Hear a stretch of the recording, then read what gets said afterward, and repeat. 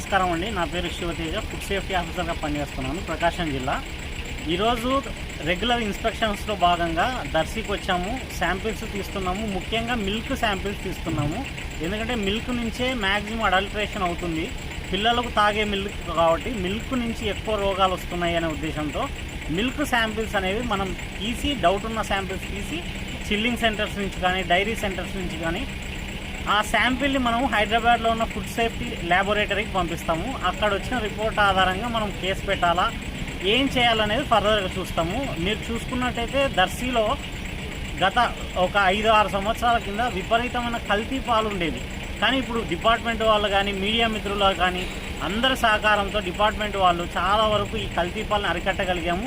ఇక ముందు కూడా మీకు ఏదైనా పాలలో డౌట్ ఉంటే, ఇది కల్తీ జరిగిందని అనుమానం వస్తే ఇమీడియట్గా ఫుడ్ సేఫ్టీ డిపార్ట్మెంట్ ఉంటుంది.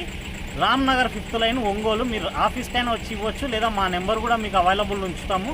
మాకైనా మీరు కాల్ చేసి చెప్తే మేము ఇమీడియట్గా విస్తృతంగా తనిఖీలు చేస్తాము, సడన్ విజిట్ చేస్తాము, సర్ప్రైజ్ రైడ్స్ చేస్తాము. ఖచ్చితంగా శాంపిల్ తీసి రిపోర్ట్ ఆధారంగా కేసులు ఫైల్ చేయడం జరుగుతుంది. వాళ్ళకు ఖచ్చితంగా శిక్ష పడేలాగే చూస్తాం. చరిత్ర సృష్టించినోడు ఇప్పుడు ఆ చరిత్రని తిరగరాయబోతున్నాడు. అబద్ధాల గోడల్ని బద్దలు కొట్టి నిజాలను రాగా మీ ముందుంచబోతున్నాడు. నిజమైన వార్తల కోసం వెంటనే డౌన్లోడ్ చేసుకోండి రా యాప్ని.